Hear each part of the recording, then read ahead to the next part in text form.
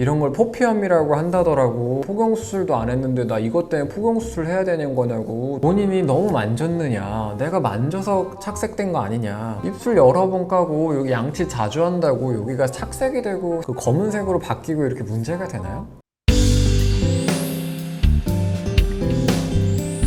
가해자는 사고 요청해서 자백 받아내고는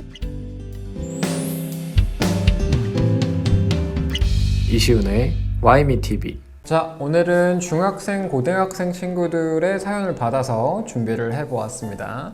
일단 여자아이들이 보내준 내용부터 다뤄볼게요. 생식기에서 냉이 왜 나오냐며 불안해하는 경우가 좀 있었고요. 외음부, 즉 대음순, 소음순 이쪽 부분과 유두의 색상이 변하는 것, 조금 갈색이 되고 검은색이 되는 것과 좀 모양이 좀 늘어나는 것에서 불안함을 호소하면서 보내주셨습니다. 그리고 이제 어떤 남자애들은 이제 포피 모양이 좀 이상하다고, 음경 끝에 귀 부분을 감싼 껍데기, 포피 부분이 이상하다고, 한쪽으로 틀어져 있다고, 너무 길다고 호소하는 연락도 있었습니다. 이 친구가 좀 덧붙인 말이 굉장히 귀여웠는데, 이런 걸 포피암이라고 한다더라고. 포경수술도 안 했는데 나 이것 때문에 포경수술 해야 되는 거냐고. 웃으면 미안한데 굉장히 다급한 사연이 좀 와 있었습니다.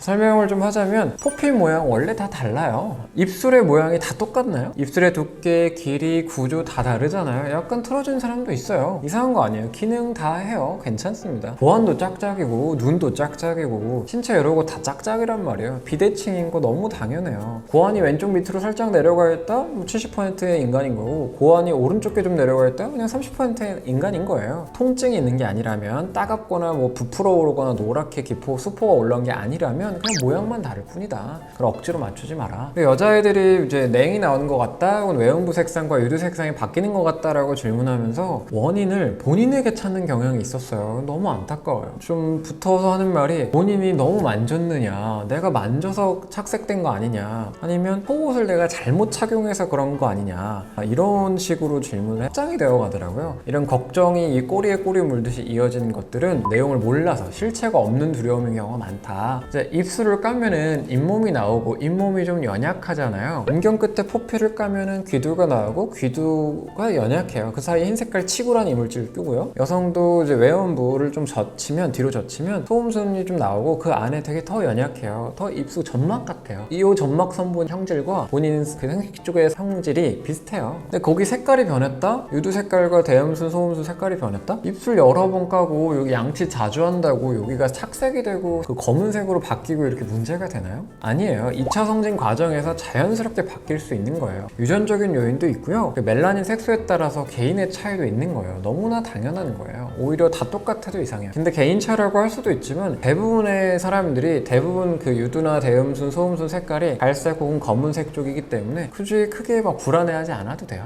나이가 들면서 당연한. 우리가 애기들 보면 뽀송뽀송하고 애기 냄새나고 고소한 냄새나고 하잖아요. 그런데 할아버지 할머님한테는 그 특유의 냄새가 있잖아요. 냄새를 분해하는 호르몬이 안 나와서 효소가 없어서 그런 건데, 애기 냄새, 할아버지 냄새 당연히 다른 것처럼 본인의 모양, 색깔 다 다른 거예요. 피부가 좀 많이 하얗거나 한 경우에는 유두나 대음순, 소음순이 핑크색으로 보일 수 있어요. 빨갛게 보일 수 있어요. 근데 그거는 개인차니까. 게다가 성착취물, 야한 영상이나 이런 걸 보면 거기 되게 핑크색 한 사람이 있어요. 그래서 그런 경우는 그런 유전적 특징이 있거나, 아니면 틴트를 바르거나 이런 경우도 좀 있었거든요. 그래서 그걸 기준점 삼지는 않으셨으면 좋겠다. 그리고 아까 입술을 깠을 때 잇몸과 이 사이에 치석이라고 흰색깔 이물질 끼듯이, 음경과 껍데기 사이에 치구란 이물질 끼듯이 대음순, 소음순 그리고 질 내부에는 여러 가지 그 냄새를 유발하는 것들이 나올 수 있어요. 너무나 당연한 거예요. 특히 여성은 냉이 나오는 건 너무나 당연한 거예요. 항상성을 유지해줘야 돼요. 여성의 그 질 내부는 약산성으로 계속 유지가 돼야 되거든요. 그래야 외부로부터 균이라던가 이런 게 들어왔을 때